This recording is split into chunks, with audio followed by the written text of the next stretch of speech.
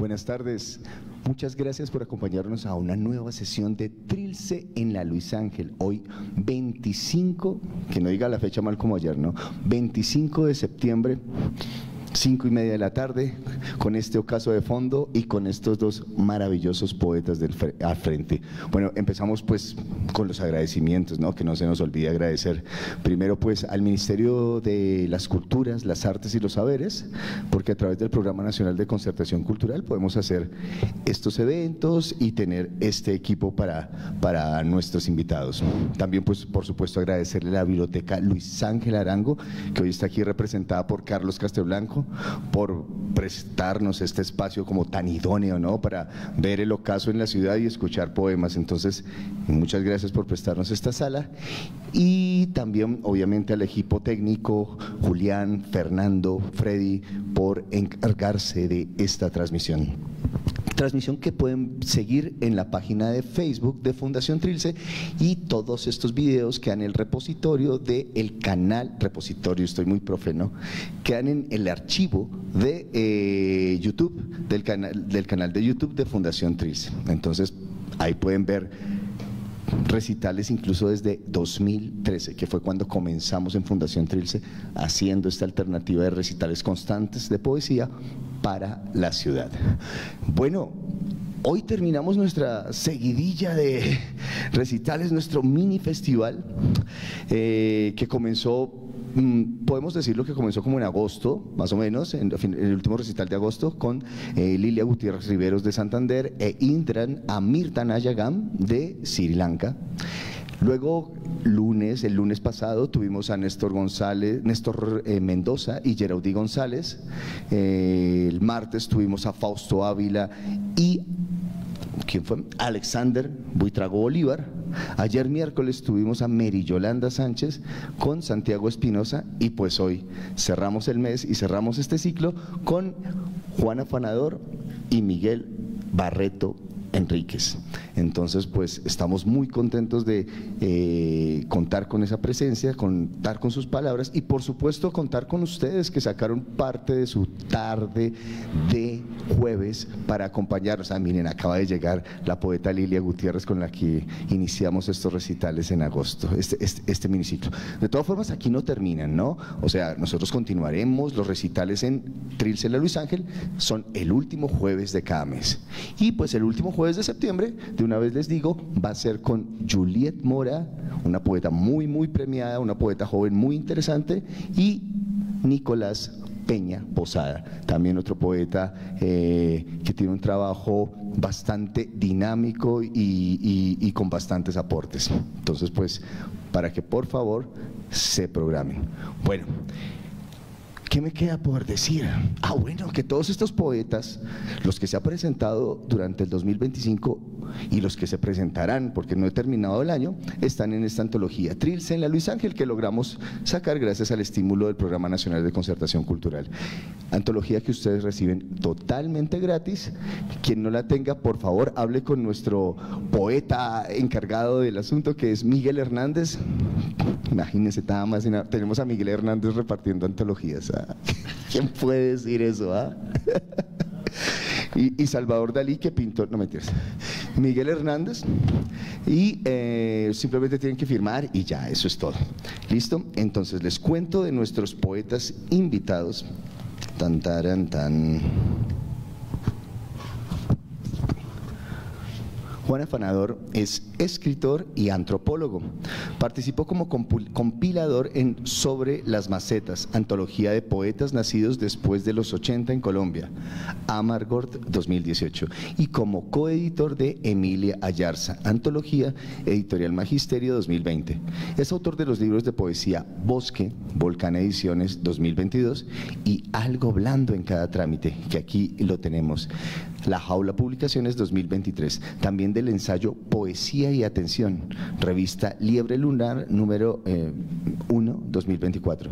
Juan coeditó la revista virtual de poesía Otro Páramo, la recordamos también, creo que es una pregunta que tengo que hacerte, y actualmente realiza el podcast Poesía para la Vida con la Red Distrital de Bibliotecas Públicas de Bogotá. Crea con Otros en Contaminación Cruzada un libro que se publica en Bogotá por medio de intervenciones artísticas y poéticas en el espacio público. Y por su parte, de Miguel Barreto, les cuento que es profesor, investigador, poeta y sofá de gatos en orden de inversa importancia. Nació en Coimbra, en Portugal, el 27 de marzo del 81. Es docente de ciencia política y estudios de paz en la Pontificia Universidad Javeriana. Miguel es autor de, ay Dios, esto está en portugués, bueno, te vas a reír, yo no sé portugués, pero Vanguardia, autobiografía now autorizada, Lisboa 2022, Laboratorios de Paz en Territorios de Violencia, Abriendo Caminos por la Paz Positiva en Colombia, Bogotá 2016, que fue premio Casa de América Latina. También El Pie Derecho de Maradona, un libro muy divertido, Bogotá 2019, Pedazos de Papel 2020, Versos Libres, Oporto 2024, y su libro Poemas do Purgatorio ganó el premio Imprensa Nacional Ferreira de Castro en 2025. Uy, ya me siento un poco portugués. Bueno, y esos son nuestros invitados, entonces démosle la bienvenida, por favor, con un aplauso. Adelante, entonces la palabra es de ustedes, Juan. Bueno, pues muchísimas gracias por la invitación a la Fundación Trilce, aquí a la Luis Ángel. Qué alegría estar en este recinto leyendo poesía y compartiendo esta tarde hoy con ustedes. Muchas gracias por venir y sacar el tiempito un jueves por la tarde para escuchar poesía. Yo voy a arrancar entonces leyéndoles un poema que se llama Arraigo. Espérenme por favor un segundito. El poema dice así: Arraigo. Piensa que llegas a un lugar que tu cuerpo desconoce. El cerebro fatigado trata de encontrar sentido. Acude al símil. La fachada de esta casa se parece, ese señor es igualito, pero todos son intentos, cuerdas lanzadas al vacío. Esto ocurre al comienzo. Solo hacen falta un par de horas para que broten los recuerdos del lugar, el musgo pálido, de donde crecen, cómo se adhieren a la limpia superficie. Son preguntas que ninguna botánica ha buscado comprender. Cuando vuelves a entrar por una puerta, allí te esperan, precisamente germinados sobre el asiento donde tomaste el desayuno hace unas horas. Con el tiempo, los recuerdos irán cubriendo cada esquina. El borde pelado de las mesas será un día cómodo, cómplice y blando. También los cubiertos torcidos, los malos chistes, las zanjas de la gente. Estará todo arraigado de historias. Alguna vez dejarás de ver semejantes hierbas. Todo será escenografía cotidiana, música de fondo. Sin embargo, si fueras a arrancar, si pudieras decidirlo, procura cuidar siempre el frío ceseante que queda en el suelo agujereado. Antes lo ocupaban las raíces. Ahora les quiero leer un poema que se llama Alguien se toma la palabra, pero quiero usar un poco de mis minutos. ¿Hasta qué horas tengo? ¿Cuándo se cumplen mis 8 minutos? 22 segundos. Exacto. Quiero contarles una historia que me parece bonito contar con este poema, y es que cuando yo tenía pocos años tuve la oportunidad de ver a un mago muy famoso, un mago latinoamericano que se llamaba René Lavanda. René Lavanda era un mago argentino que sufrió un accidente cuando era niño y quedó sin un brazo. Entonces mucha gente le decía: usted no va a poder ser mago porque la magia, que un sinónimo de la magia es prestidigitación, tiene que ver con la velocidad. Entonces él, que era un viejo testarudo, se convirtió en un viejo testarudo con el tiempo. En ese momento era un joven testarudo, aprendió y se enseñó y se inventó el concepto de lentidigitación. que era una magia lenta. Y es muy bello, ustedes lo pueden buscar en YouTube, él tiene unos sets de magia hermosos, porque yo creo que además de mago es un gran narrador. La cronista argentina Leila Guerriero, que seguramente alguien de ustedes la conoce, hizo una crónica muy bella sobre él. Y este poema tiene que ver con ese encuentro que yo tuve con él, en el que yo estaba más o menos como en la quinta fila del escenario, y de repente en la mitad del set de magia él me miró, me señaló fijamente y me dijo: la sonrisa de ese niño vale más que 1000 aplausos. Yo quedé deslumbrado, y luego cogió sus cartas con su único brazo, las arqueó así y me botó las cartas encima. Me llegó como una lluvia de cartas y fue una experiencia muy deslumbrante para mí. Me dejó marcado profundamente como sobre lo que puede hacer la magia del arte, en últimas. ¿Cómo es el nombre de él? René Lavand es su nombre. René Lavand, con V. René Lavand.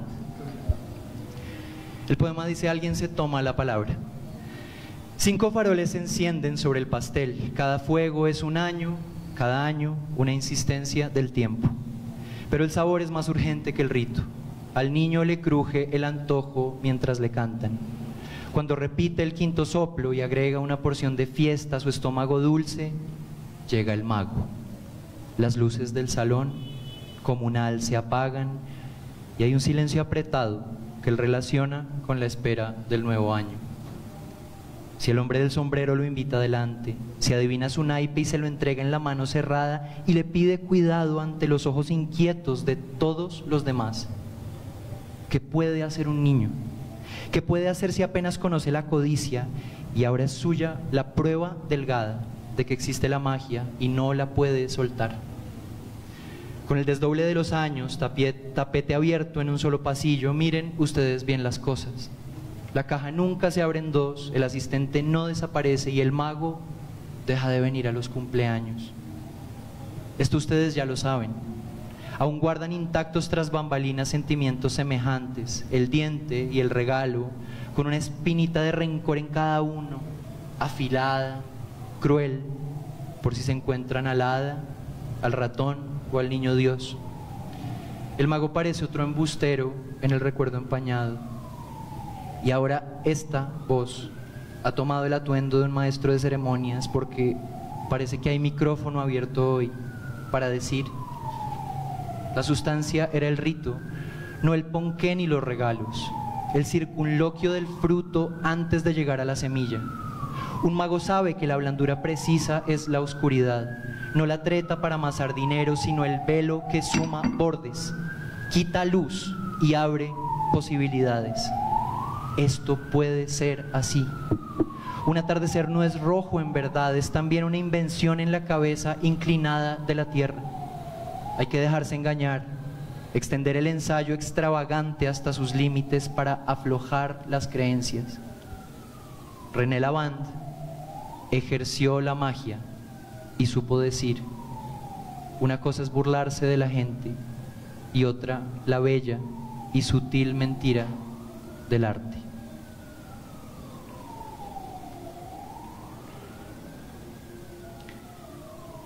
Ahora les voy a leer un poema que se llama Lo de la Tierra, y creo que por ahí se va acabando el tiempo, queda un tiempito para uno más. Sí. Lo de la tierra. Terreno, terruño, parcela vacía hay de sobra, pero no se vende, no se arrienda, no se permuta, ya está ocupada, accedida por alguien que pisó antes y la hizo propia. Lo de la tierra es de pisar más. Lo de la tierra es de clavar ahí cosas, casas, vacas, vallas y esperar hasta que el precio suba como la fiebre. O no es pisar, sino hacer creer. Es decir que se pisó, fundar una falsa tradición, un lote cercado, un rancho de escrituras que se firman en el aire con luz intermitente, calles apenas demarcadas y tierreros que al final desaparecen entre tanto piso, pared, palabra endeble. El no se presenta como un encantamiento, una maldición que envenena el terreno y justifica el desalojo, porque la tierra no es, dicen, de invadir, ocupar sin la debida forma, construir propiamente o estar ahí nomás. es sobre todo de tenerla, de haberla tenido. Lo de la tierra quizás sí es de sanear, cambiar la naturaleza del predio cuando se ha aferrado ahí una generación, cuando ha durado 10 años obstinados haciendo un suelo propio, a punta de peleas, así se arriman los bordes de la ciudad, se jalan al fin como quien se arropa con la cobija que le habían quitado. Se puede sanear un terreno, pero no se sana si el asunto de la tierra aquí es de haberla perdido, de perderla, de no haberla tenido nunca. ¿Quién no tiene a alguien en el cuerpo que se tuvo que mover por las parcelas vacías, buscando, con los cimientos en las manos, transformados con los años en escombros?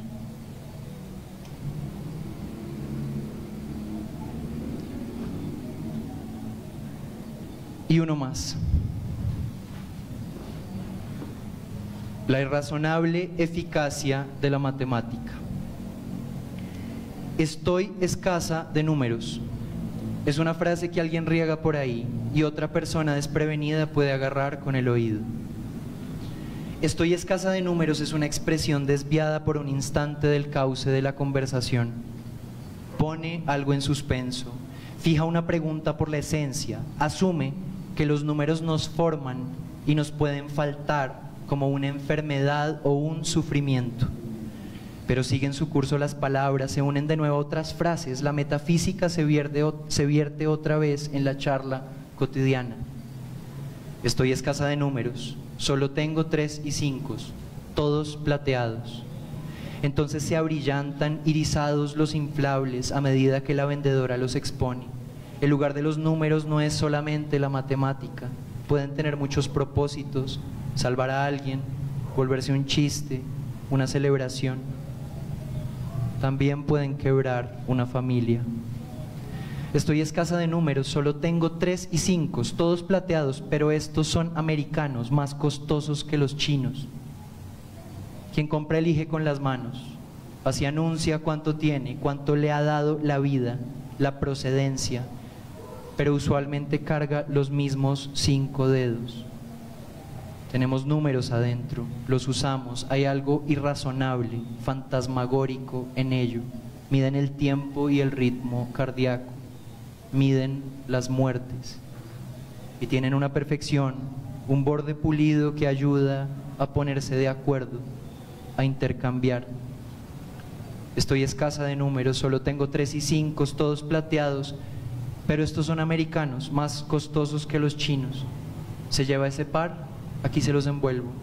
Muchas gracias por su compra. Muchas gracias.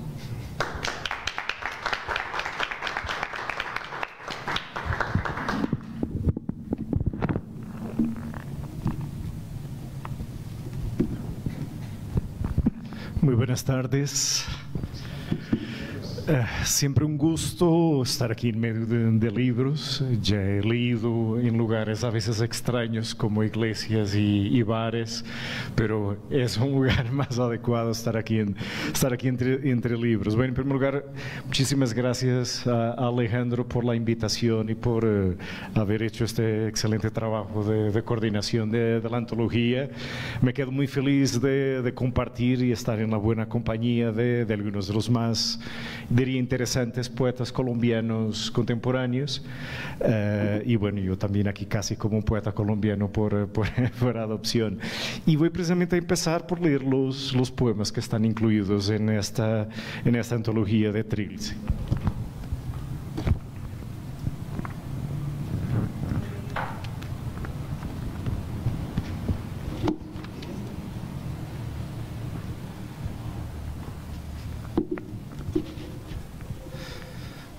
Este es un poema corto, se llama Mala Hierba y dice así: la mala hierba nunca muere, la buena se fuma. ¿Te gustó?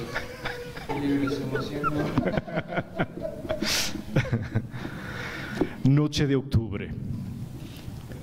En la noche en que brujas en viejas escobas provocan atascos en el cielo, en la noche en que se rompe la frontera entre mundos, en la noche donde cada rincón es una boca del infierno, en la noche de velas y vampiros, en la noche donde se saludan los monstruos, en la noche en que Transilvania habita cada callejón, en la noche en que incluso los gomelos son góticos, en la noche donde en Coimbra las capas negras no las visten los estudiantes, en la noche de los muertos, en aquella noche de octubre, tiro todas mis máscaras y me pongo mi sombrero negro.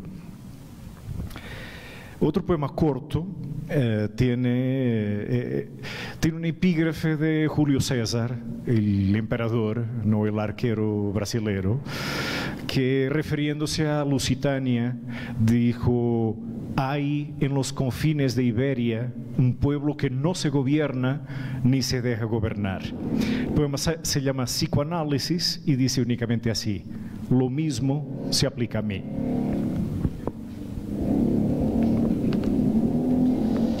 Voy a seguir con un poema que aún está inédito, de hecho aún no estoy muy seguro del título. También tiene un epígrafe, es un epígrafe que en realidad es toda la letra de una canción de Stone Roses, pero que son únicamente dos versos, que dice: I don't need to sell my soul, he's already in me. No pudiste vender el alma al diablo porque no tienes alma, me dijo ella. Sí la tengo. A veces la saco a pasear como un perro con una correa para no escapar y dejarme así en ese estado, desarmado, desalmado.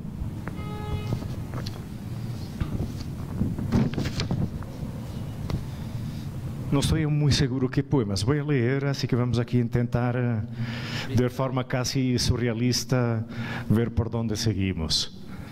El pie derecho de Maradona. Sí, justo voy a leer algunos poemas del Pie Derecho de Maradona, libro, bueno, ya fue publicado hace 6 años, de hecho tiene un epígrafe de Lilia Gutiérrez que está aquí en la platea. Este no tiene título. Me duele, punto final. No me duele esto, no me duele aquello, y mucho menos la barriga. Me duele. No necesito especificar, no quiero especificar, no sé especificar. El dolor no tiene objeto, puede dolerme el propio dolor. El dolor es un fin en sí mismo, el dolor es un medio en sí mismo. ¿Qué dices tú, insoportable, venerable Kant, sobre eso? Me duele la filosofía.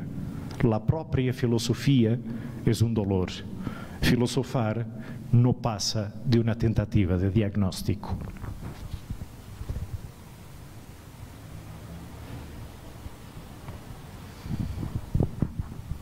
Este tampoco tiene título, fue escrito hace unos años, pero diría que es mucho más actual en el 2025 que en el 2019 cuando fue editado.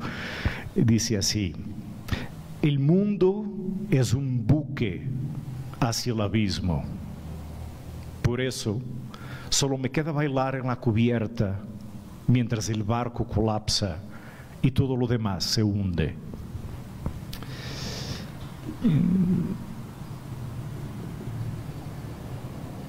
Bueno, voy para este.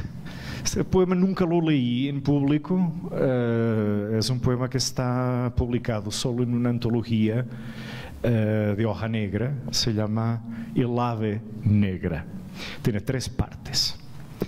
Primera parte: siento una gran compasión por las pequeñas criaturas de la tierra, por las bacterias, los gérmenes, todos esos minúsculos seres que pululan debajo de nosotros en las entrañas de la madre. Cuánta hambre deben tener. Si les donara las humildes células de mi cuerpo, tendrían al menos un entremés para entretenerse. Espero no les cause indigestión. Segunda parte: a veces quisiera saltar desde majestuosas montañas de concreto, volar de puentes marmóreos hacia el azul húmedo del infinito, dibujar con metal dos líneas horizontales en la epidermis de mi inconsciencia, constreñir mi cuello con una envolvente chalina de seda, sentir la fría caricia de un cañón metálico sobre mi cara, o matar la sed con una copita de cianuro. ¿Qué importa el medio si el fin es el mismo? ¿Qué importa el fin si es el mismo para todos? Tercera parte. La muerte es como un ave negra de pirata, siempre se anida en mi hombro para susurrarme al oído que vuele con ella. Creo que me quedó ya.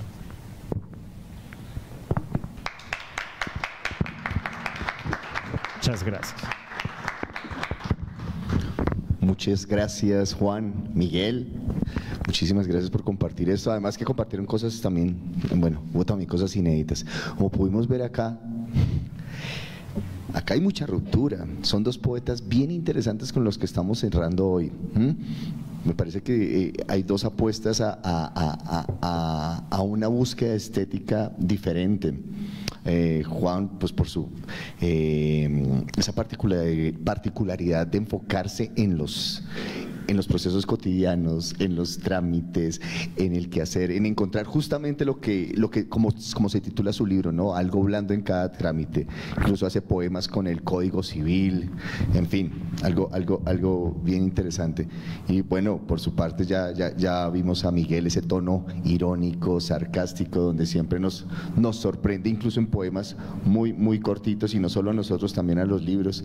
Entonces, mi pregunta al respecto es: ¿ustedes qué relación tienen con la tradición? Porque la están renovando. Quiero saber cómo se relacionan ustedes con la tradición poética y a quién, si es que hay alguna relación ahí, y a quiénes incluirían en la tradición poética de cada uno de ustedes. Porque definitivamente estamos viendo aquí poetas que miran hacia adelante.Quiero saber qué hay en la trasescena de cada uno. Bueno, yo creo que hay una anécdota muy buena que comparte, de hecho, Santiago Espinosa, quien estuvo ayer leyendo en su libro sobre que son ensayos sobre la poesía colombiana, y en ese libro él tiene un ensayo sobre Luis Vidales. Y cuenta en ese libro que Luis Vidales, cuando publicó Suenan Timbres, le dijeron, mucha gente le dijo que él no era un poeta, sino que era un humorista. Y hay una historia en la que un amigo le dice, hay unas personas peleando fervorosamente por su libro. Y entonces Vidales dice, ¿eso significa que a alguien le gustó? Y le responde el amigo, no, significa que hay una gente que lo odia por unas razones y hay otra gente que lo odia por otras razones. Y esa anécdota a mí me parece que habla de cómo ha sido la recepción en Colombia sobre cierta tradición de la ruptura, precisamente la famosa tradición de la ruptura de la que habla Octavio Paz en muchos ensayos, ¿no? Y pues básicamente lo que pasó aquí con Luis Vidales, que no lo olvidemos, Luis Vidales apareció en un libro muy importante de las vanguardias históricas que se publicó en el 26, que fue el nuevo índice de la poesía americana, que fue coeditado por Alberto Hidalgo y por Borges. Aparece Vidales. En ese nuevo índice de la poesía americana aparece Vidales, es decir, fue reconocido en otros países por lo que estaba haciendo, por cómo estaba aprovechando el humor, por cómo estaba involucrándose con la modernidad. El solo título de Suenan Timbres es un título que nos habla de la modernidad, y lo que pasó aquí fue que le dieron un tacazo en la cabeza. Y yo creo que en parte también eso lo desmotivó a él, porque no encontró recepción, no encontró público, y lo desmotivó de seguir ese camino de exploración que a mi juicio es muy interesante. Entonces eso, Alejo, simplemente para decir que hay, creo yo, en la tradición de la poesía latinoamericana, otra tradición más secreta, más callada, más marginal, que es una tradición de la ruptura, y es una tradición que a mí me interesa muchísimo. Una tradición en la que, por supuesto, hay que decirlo, aquí en Colombia, más adelante en el tiempo, está María Mercedes Carranza, por ejemplo, ¿no? Que claramente, con su ironía, con su humor, o sea, para mí es un espectáculo ese poema de ella, en el que se burla del himno nacional y termina diciendo que el himno nacional, con todas esas palabrejas esdrújulas, es para señores que juegan golf los martes y se comen los mocos. Que quepa eso en un poema, a mí me parece muy interesante, ¿sí? Porque yo que creo que hace, que trae el presente a la poesía, ¿sí?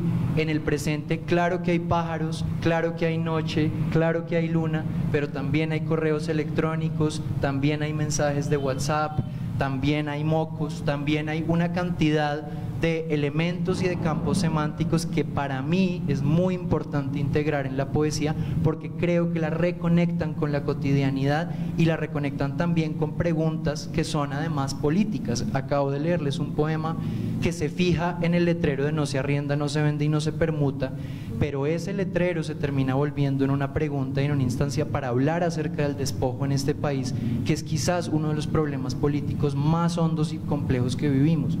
Entonces, eso para decirles que esa es, digamos, la forma en que yo me aproximo a la tradición. Creo que hay una tradición otra en la poesía latinoamericana, que está, digamos, obviamente tiene que ver con las vanguardias históricas, pero luego después sigue, por ejemplo, con lo que hace Clemente Padín en Uruguay, con el arte correo, con autoras como Amanda Berenguer también en Uruguay, que hace unos poemas hermosísimos en los que se inventa, son unos poemas visuales en los que se inventa, son poemas sobre el atardecer, y son unos poemas en que se inventa que hay un eje vertical y un eje horizontal, y les invito a que vean la poesía de Amanda Berenguer, que es hermosísima. Y de ahí en adelante un montón de nombres que podríamos enlistar, pero que creo que parte de lo que a mí me gusta mucho es como reconstruir esa tradición otra, y enmarcarme en ella. Yo descreo completamente como de esa voluntad como muy vanguardista, que era como de matar al padre, ¿sí? Como de, yo creo todo lo contrario. Yo creo que lo que hay que hacer es reconstruir una genealogía y encontrar a nuestras abuelas y a nuestros abuelos con los que podemos resonar, y cada quien al final tendrá su tradición privada y personal, ¿no? Sí, por supuesto, todavía siguen sonando timbres. Miguel. A ver, para mí la tradición poética es importantísima, porque sirve para mí como una referencia para hacer exactamente lo contrario. Y me identifico mucho también con algunas de las palabras de Juan, porque yo no estoy absolutamente seguro que escriba poesía, como también a menudo cuestionan que lo que yo haga es poesía, y muy a menudo escribo textos donde hay una fusión o una dispersión, una fragmentación en tantos tipos de lenguaje que uno ya no sabe si está escribiendo poesía, si es poesía visual, si es prosa, o sea, la misma discusión sobre lo que es la poesía es una discusión bastante compleja. A mí, por ejemplo, una de las definiciones para mí más interesantes de poesía que he escuchado es la definición de un niño que decía: poesía, sí, es esa cosa en los libros que no llega al final de las márgenes. Entonces, claro, eso también nos pone en consideración de realmente qué es la poesía. Y esto me pasa no solo para el campo poético, para el campo literario, sino para gran parte de los movimientos artísticos en general. Yo tengo alguna dificultad en ser un consumidor, un lector de literatura y arte anterior al siglo XX. Claro que hay excepciones, como de hecho en el cine diría lo mismo frente al cine anterior a la década de 70. O sea, mi punto de partida son precisamente algunos movimientos de ruptura.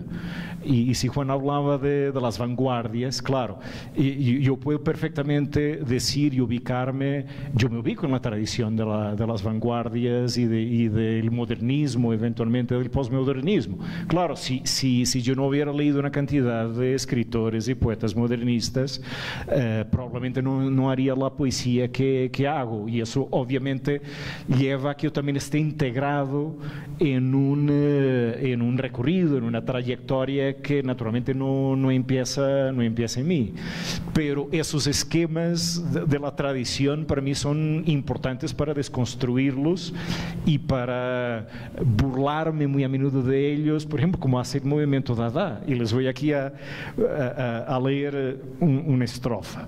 Yo jamás he escrito en mi vida un soneto, pero tengo un poema que es un soneto, y que, para que se den cuenta que es un soneto, el título es Soneto con punto de exclamación, y dice así esta primera estrofa: Lik-tok mirtantunzil pranzik, na busca lampamplina paroró, pantania yobulya katototó, chartopitimina lilac frantic.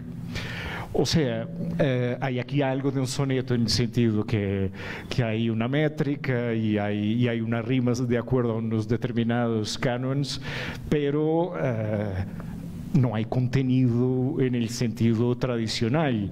Una vez me preguntaron, bueno, ¿ese qué idioma está? No está en ningún idioma, es decir, es un juego fonético, que es una de las cosas que a mí también más disfruto en el campo de la poesía, que es jugar Entonces, con las palabras, con los lenguajes. Sí. Ahí entra una tradición, el Dada, porque eso es poesía sonora, Hugo Boll, Caravan.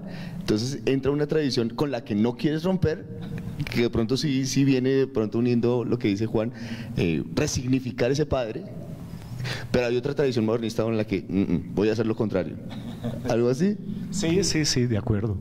O sea, yo creo que lo que pasó con el movimiento modernista fue una ruptura radical con el pasado, pero que abre una cantidad de ventanas y de puertas en una multiplicidad de direcciones. Y entonces en estos 100 años, creo que todos nosotros, bueno, no todos nosotros, pero muchos de nosotros hemos buscado caminar en muchas de esas direcciones que fueron iniciadas en esas rupturas del inicio, sobre todo del siglo XX, de la primera mitad del siglo XX. Por eso mismo sí, hay un diálogo con algunas tradiciones, pero otras cosas distintas.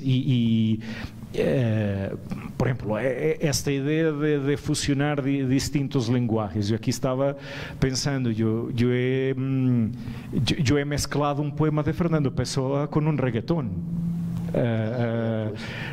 Y he hecho cositas así también de ese tipo. Tengo un poema visual que en realidad fue un pantallazo de mi celular, y puse un título que era Autorretrato, 25 de septiembre, 6 y 16 de la tarde. O sea, este es el tipo de cosas que uno podría decir, no es totalmente innovador, en el sentido de que este tipo de rupturas ya empezaron hace un buen tiempo, y 100 años es un buen tiempo, pero hasta el día de hoy sigue siendo controverso por estar tan lejos de algunos de los cánones que vienen manteniéndose. Y diría incluso otra cosa, y es muy también de esa búsqueda de una voz personal. Por ejemplo, a mí la poesía jamás fue la búsqueda de la más bella metáfora e imagen, es otra cosa. Y por eso es muy curioso. A mí también una vez me clavaron la banderilla que tú como poeta eres un buen humorista, y para mí me encanta el comentario. Podría ser despectivo, pero también me identifico con otra forma de posicionarme en el campo literario de la poesía. Ok. ¿Tenemos alguna pregunta para nuestros invitados?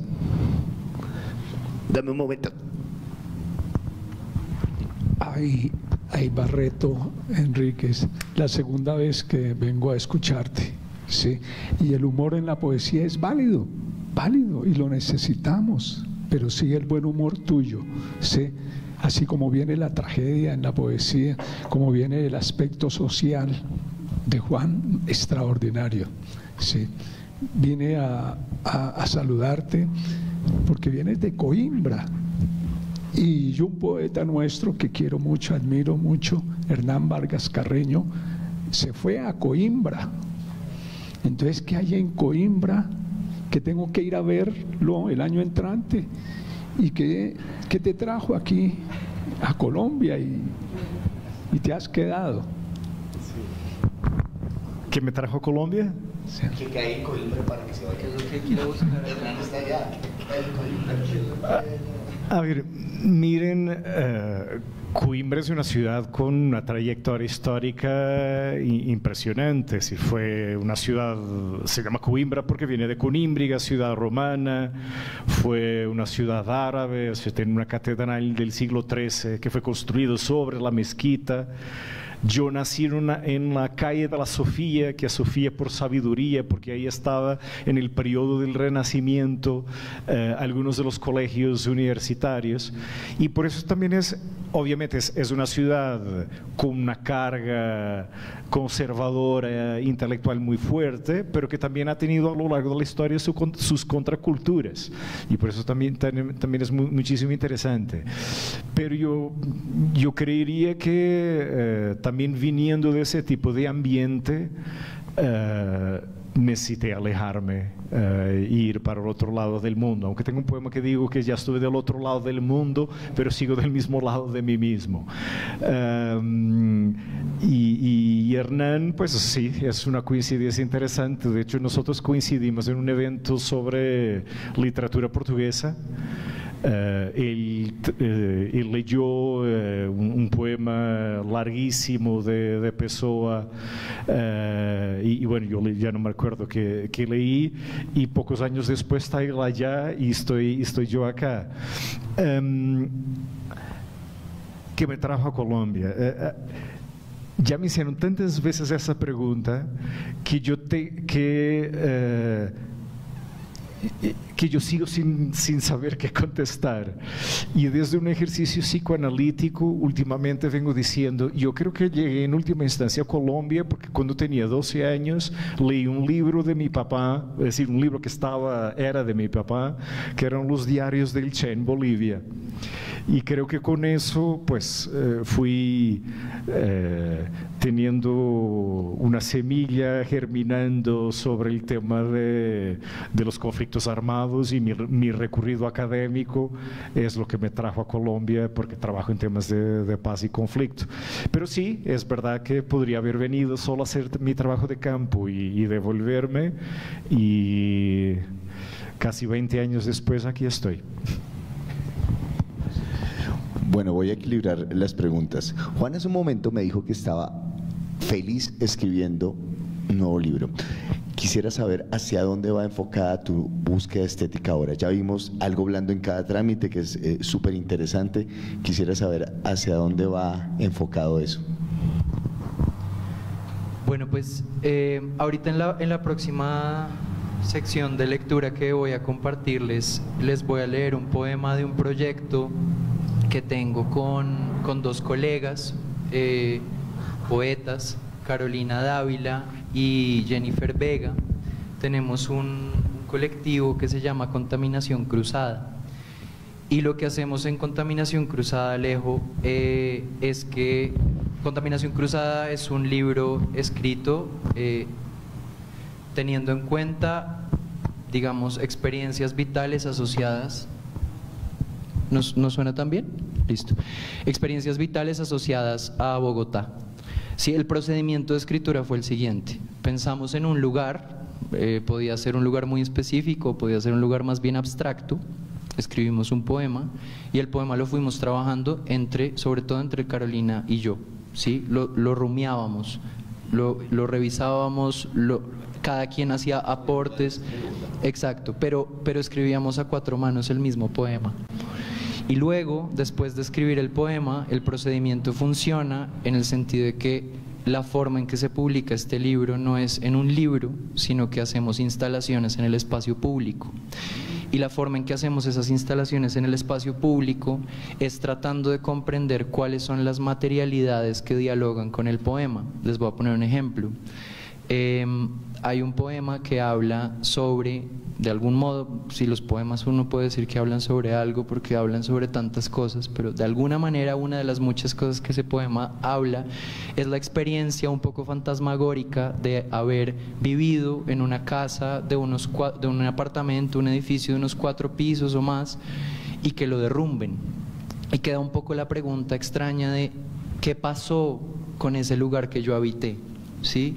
¿Dónde quedó ese lugar que yo habité, que ahora es aire, pero fue un lugar? Entonces la forma en que encontramos, por ejemplo, cómo publicar ese poema en el espacio público fue que lo imprimimos en un letrero que simulaba el letrero de una curaduría urbana y lo instalamos en lugares de la ciudad donde había procesos de demolición en curso.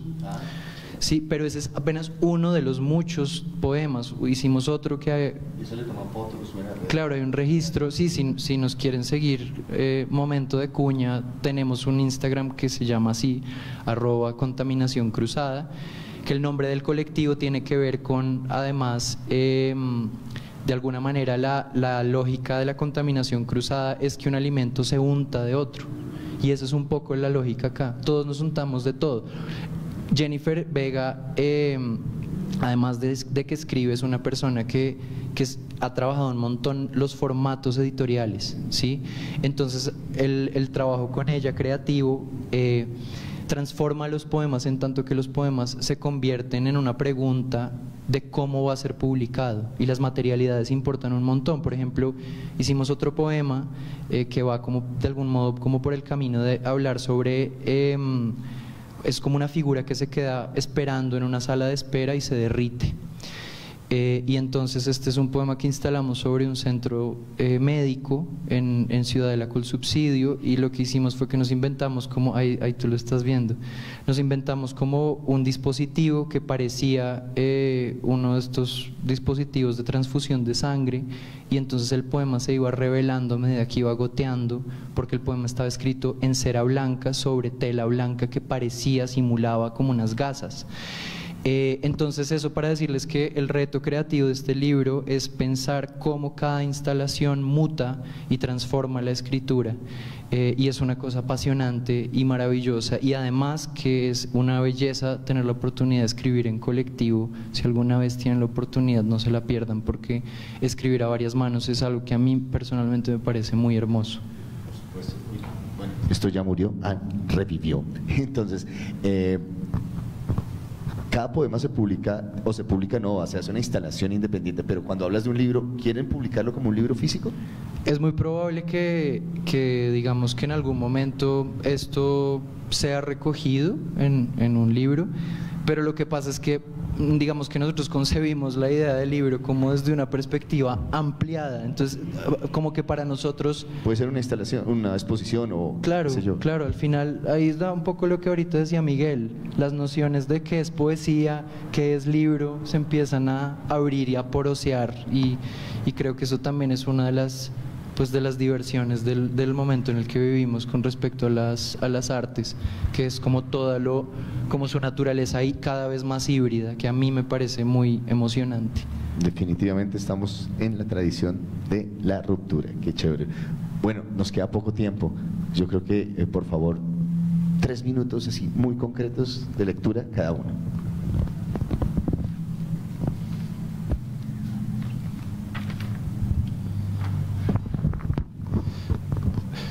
Bueno, ahorita mencionaba el Che.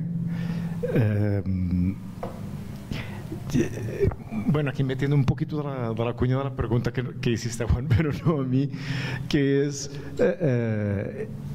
una de las tendencias recientes de mi poesía es para la reducción.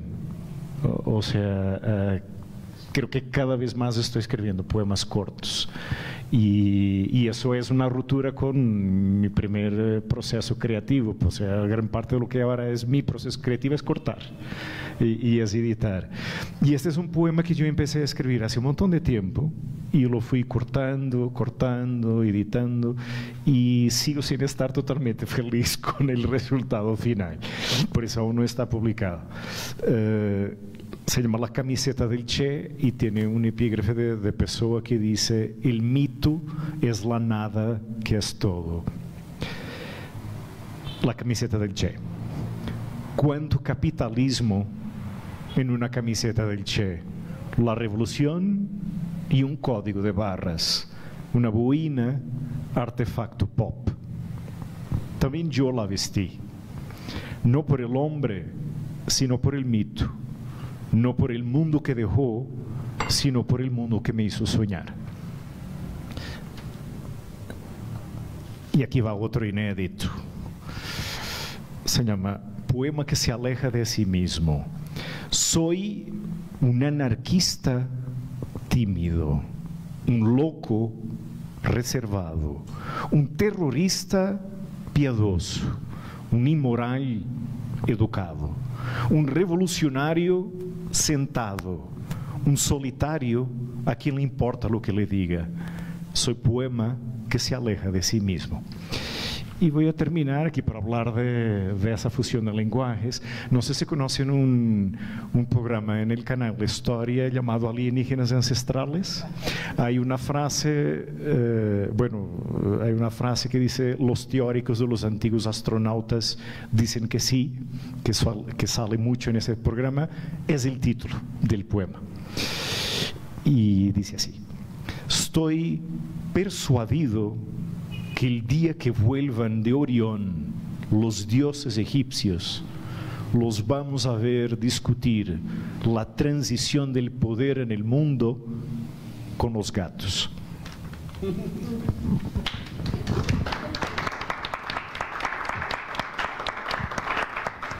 Es sofá de gatos, recuerden. Ahora, Juan. Bueno, entonces voy a leer primero uno de los poemas de Contaminación Cruzada que publicamos en el Parque Juventud al lado de la Universidad Nacional. Y este poema va un poco como, habla de algún modo sobre la pregunta sobre entre otras cosas, sobre dónde van las uñas, dónde se ubican las uñas en el espacio público cuando nos aproximamos a unas canecas y a la división en la fuente. Entonces lo que hicimos fue dividir el texto de tal modo que algunas partes coincidieran con lo negro, que es lo no aprovechable, otras partes coincidieran con lo blanco, que es lo aprovechable, y otras partes coincidieran con lo verde, que es lo compostable. Entonces el poema dice así: tiene 3 títulos, cada uno corresponde a cada una de las canecas. El primer título es Las uñas, el segundo título es Las uñas acrílicas y el tercer título es Las uñas van aquí. El poema dice así: no se sabe a dónde van las uñas que las personas se cortan. Hay quienes las tajan enteras, 10 unidades, otros producen esquirlas. Son un enrojecimiento, un aseo solitario, el trato con la dureza del cuerpo. Existe el miedo a la brujería, la envoltura en un pañuelo, la evasión de las canecas públicas, porque nadie sabe quién escarba la basura. Existe el miedo a los muertos y a sus uñas alargadas, la queratina dura más tiempo en descomponerse que la piel. Dura, se revela brillante. La abuela dice que es un peligro cortárselas en los días de la semana que tienen la ERE. Será la silueta garriforme de esa letra inventada, esa disposición a aferrarse. Una amenaza arrastran que las vuelve aterradoras cuando se alejan del cuerpo, cuando se vuelven algo aparte, donde no habrá trozos de uñas.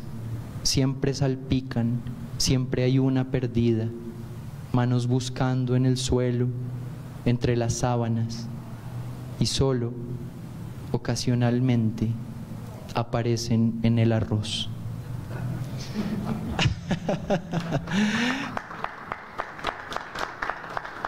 Sí, quería leer un poema. ¿Hay tiempo para leer un poema? Sí. ¿Sí? Uno más. Bueno, pero entonces, bueno, o más bien es que es uno de los poemas que está acá en la antología. Más bien les voy a contar un cuento para no demorarme y el poema ustedes lo leen en la antología que muy amablemente Trilce nos obsequia.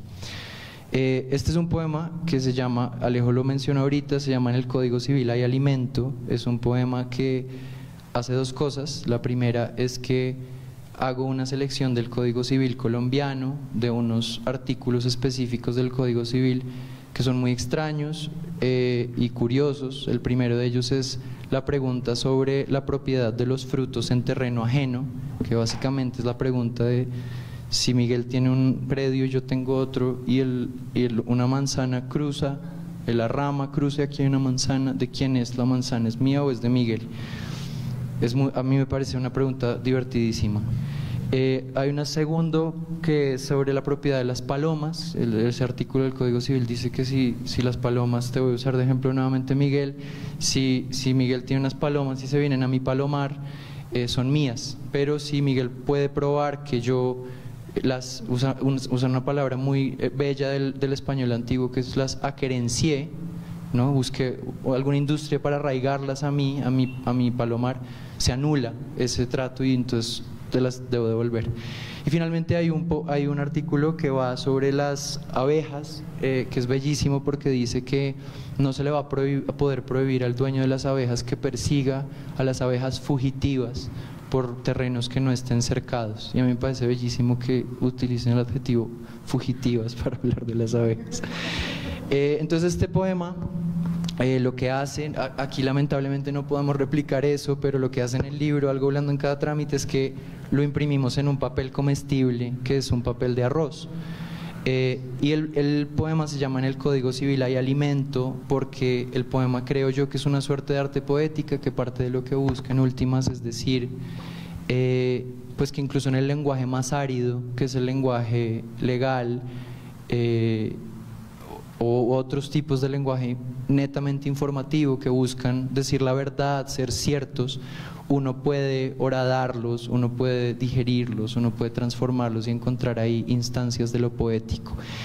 Entonces esa es la historia y la invitación a que lean tanto los poemas de Miguel como los poemas míos que están aquí. Alejo, muchas gracias nuevamente por esta invitación.